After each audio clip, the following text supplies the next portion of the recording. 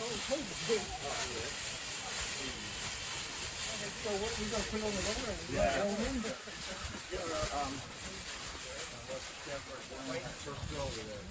Okay. There's a brick right here, guys. Lower that other end, weight it. Go down on the back.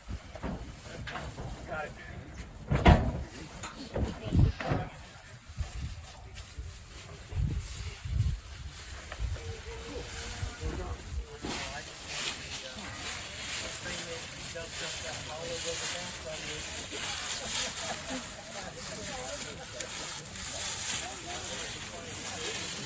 Auntie Marlene, you guys sit right here.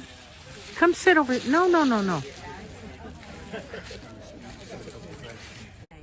Amen. Shirley departed this life on Monday, February the 6th, at her residence with her loving family by her side. She entered this world on December the 30th, 1932, to the late Perry Renault and Ada DeWitt in Manchester, Oklahoma. She was the eldest of 4 children. Her father was a farmer and raised cattle, and perhaps this is where she learned the love of animals. Her mother, Ada, was a farmer's wife, a seamstress, a grocery store owner, and a U.S. postal clerk, and no doubt instilled a heavy work ethic to her eldest daughter. Shirley spent her life in Southern California, where she no doubt used her skill learned from her mother to make all of the children's clothing, including sewing all kinds of fun costumes for Halloween. She was a Brownie and a Girl Scout troop leader, being a role model that the young girls would always remember. She was their cheerleader, their mentor, and their guide. She was also a talented photographer, using the camera lens to document her many adventures, traveling around the countryside, including travels with her grandchildren. Another one of her many skills was decorating parade floats. She was a valued member of the Pasadena Parade of Roses, where she used her imagination and skill to place the perfect flowers, greenery, and decorations on the float, representing her hometown of Carson, but also helping other participants decorate theirs. Another one of her many talents was spending time teaching her children and grandchildren the art of window painting, showing them how to decorate storefront glass windows that provided a festive look for holidays or special occasions, which her son Max continues today.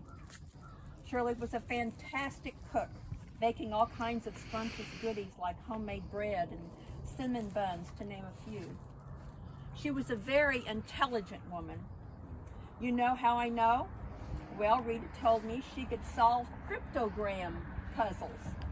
Not knowing what that was, I had to Google it. I decided that it takes someone with a lot of brains to figure them out. I know I couldn't do it. She also spent hours scouring and combing through records to piece together the family genealogy. She had a unique personality, was a lifelong fan of sci-fi, and considered herself a Trekkie. She loved opera and a wide variety of different kinds of music. She was always reading and was a lifelong learner. She had a special love of animals. I first met Shirley when one of her cats, who happened to be pregnant, found her way across the highway to our house. I later found out that this loving tabby cat belonged to Shirley, but by then she had had her kittens and had established her place on my back porch. I named her GC, which stood for Gray Cat. Shirley never asked me to bring her back, and for that I am grateful. GC lived a long and prosperous life, having many kittens. These are just a few of the stories that I've been given about Shirley, and now I know it's up to you to keep her memory alive by sharing those stories with one another. Shirley was preceded in death by her late husband Lee and brother Max.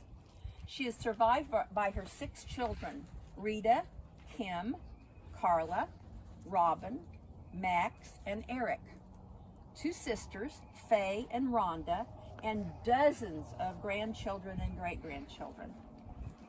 In closing this portion of the service, I want to read a poem that Rita gave me.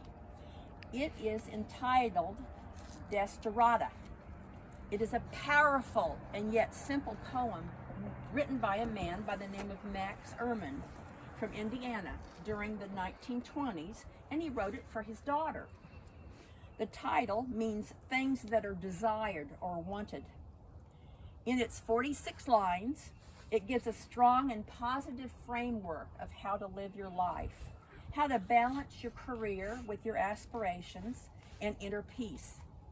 It also suggests how you could strive to be a good person, even if the world around you doesn't always treat you well or fairly.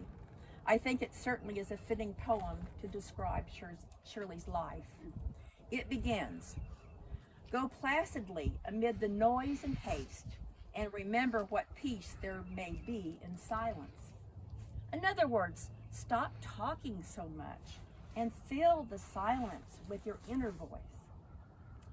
It goes on, "As far as possible, without surrender, be on good terms with all persons. Speak your truth quietly and clearly, and listen to others, even the dull and the ignorant. They too have a story." The Bible tells us to do unto others as you would have them do unto you. Everyone is walking their own path, aren't they? With their own struggles, and could really use good thoughts. Continuing on, it goes, "Avoid loud and aggressive persons. They are vexation to the spirit." Loud and noisy persons, do any of you know anybody like that? Yep. They almost always are trying to get you to pay attention to them, and instead of the voice of your inner heart. It continues, "If you compare yourself with others, you may become vain and bitter, for always there will be greater and lesser persons than yourself. You know, you are already you, and nobody is going to be any better at being you than you." Have you ever thought about that? And it's okay to let other people be who they are. What a lesson that this writer has instructed us. It says, "Enjoy your achievements as well as those of others." Much of the fun in life is a journey, isn't it? A journey from one place to the other. If you don't enjoy the journey, you're wasting most of your life. Have you ever thought about that? It's not about the end, it's about the journey. Much of the fun in life is journey. Then it says, "Keep interested in your own career, however humble. It is a real possession in the changing of fortunes of time." In other words, pick something you like to do. Learn more about it. That's what Shirley did her whole life. She was a learner, and she kept learning and growing, and then let everyone else do the same. Then exercise caution in your business affairs, for the world is full of trickery. But let this not blind you to what virtue there is. Many persons strive for high ideals, and everywhere life is full of heroism. You know, I believe that individually we are all good people.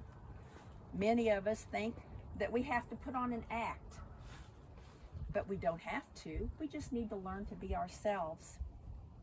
In all of our hearts, I believe that people try to be kind and good, and we should learn to pay attention to that. Then it says, "Be yourself, especially do not feign affection. Neither be cynical about love, for in the face of all aridity and disenchantment is as perennial as the grass." In other words, don't pretend to be somebody else. Don't pretend to be somebody that you're not. Whoops. It doesn't work well, and it never lasts. It's a total waste of time. The greatest commandment is love. It is all that counts. And if you concentrate on loving others and loving yourself, you will find your own life filled to the very brim. Then it says, take kindly the counsel of years, gracefully surrendering the things of youth. Wow, that's a lesson, isn't it? Leaving our youth behind. You know, it's okay to grow up. Your views change, don't they, from year to year? And it's really a lot of fun, no matter what they are, to try to tell you about wanting to stay a child. I know I sometimes drift back to that childhood, but we also need to learn to listen to our elders. And I believe that Shirley was an elder that needed to be listened to. She had so much wisdom. Then it says, nurture strength of spirit to shield you in sudden misfortune, but do not distress yourself with dark imaginings. Many fears are born of fatigue and loneliness. You know, I'm thinking about in the 23rd Psalm, it talks about walking through that valley of death, not to fear any evil. You know, Shirley was walking through that valley not too long ago, but she was never alone. God was right there with her, and her family was right there with her. Then it says, beyond a wholesome discipline, be gentle with yourself. Sometimes that's hard to do. We hear that inner voice, and sometimes it tells us that we've done something wrong or we're not doing it good enough or whatever. We need to learn to listen to the inner voice, letting it say nice things to us. Then it says, you are a child of the universe, no less than the trees and stars. You have a right to be here. And whether or not it is clear to you, no doubt the universe is unfolding as it should. Wow. Sometimes we don't understand what happens in our lifetime, do we? Sometimes we wonder. But you know what? You're not a mistake.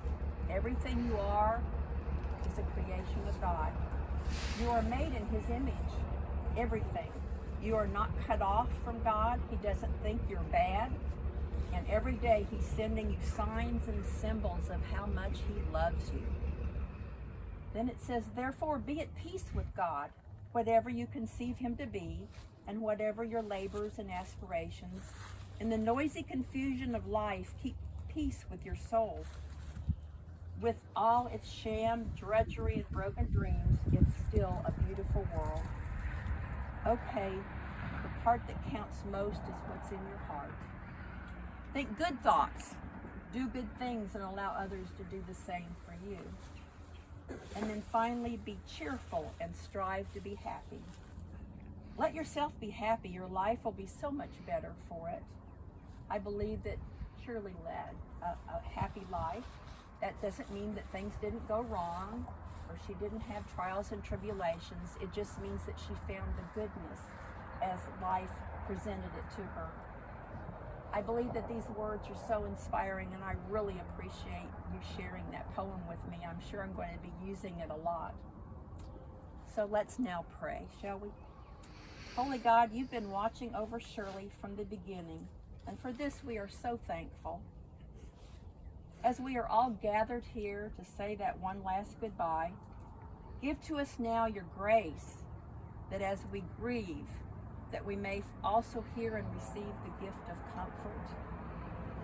May the memories that will continue to be shared help sustain and give peace to all of those that are in need of it today. Help us gathered here to see beyond the present, thinking about Shirley, the moment she took her last breath here on earth. You were there to guide her home. Lord, I pray now for those who remain. I ask that you comfort them in their sadness, fill the void in their life with the fervent hope of a future reunion with Shirley and all of those that have gone before. And I ask that as you draw them together, that they might find strength in one another. We ask this in the name of Christ. We now commend her body, earth to earth, ashes to ashes, and dust to dust.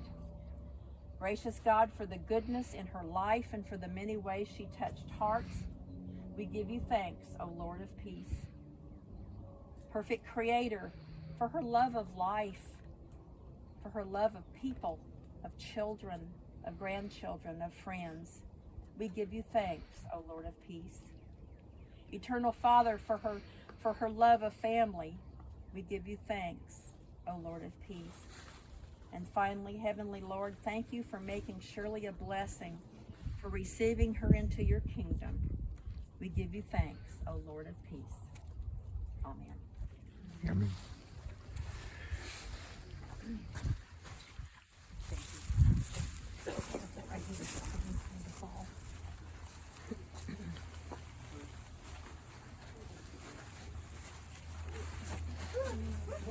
This does conclude our service. You're welcome to stay and visit.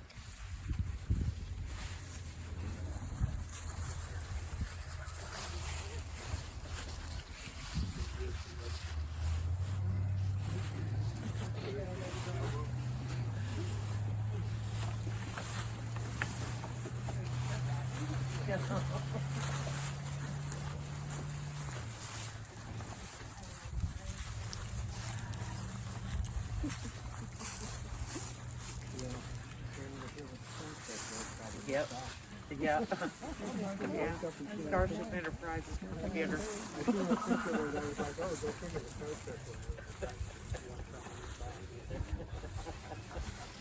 Beam me up. I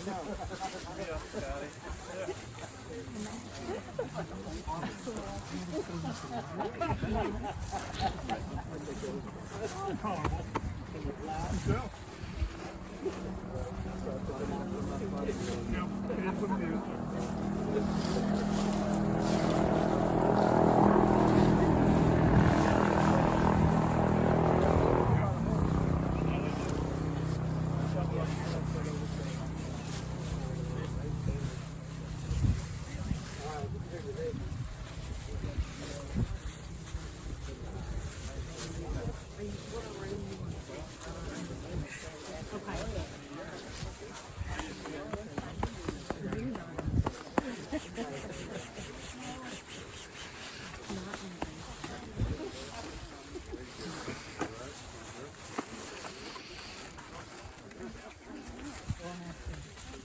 Blocking your No, you're fine. We're just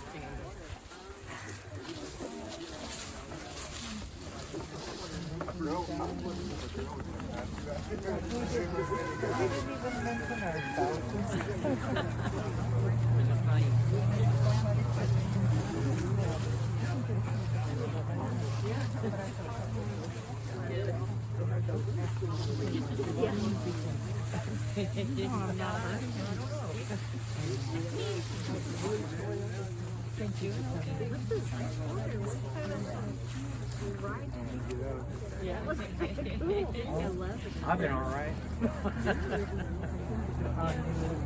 I know. My auntie baby.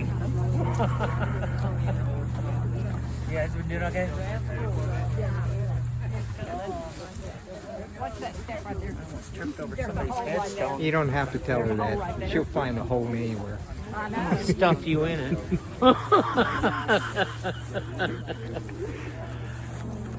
Picking on me. Why not? I know.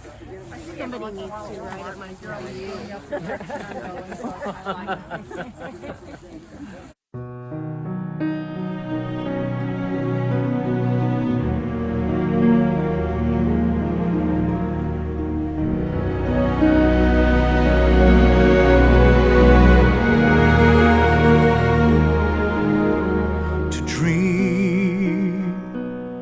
the impossible dream, to fight the unbeatable foe, to bear with unbearable sorrow, and to run where the brave dare not go, to right the unrightable wrong, and to love pure and chaste from afar, to try when your arms are too weary, to reach the unreachable This is my quest,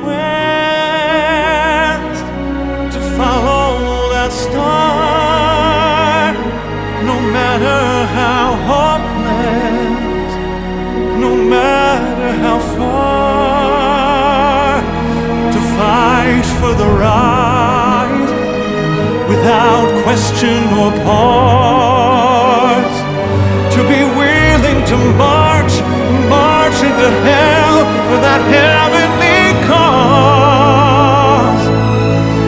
And I know if I'll only be true to this glorious quest, that my heart will lie peaceful and calm when I lay to my rest.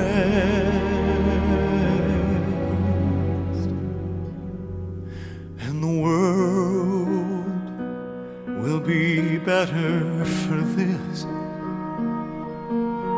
than one man scorned and covered with scars, still strove with his last ounce of courage to reach the unreachable, the unreachable, the unreachable star.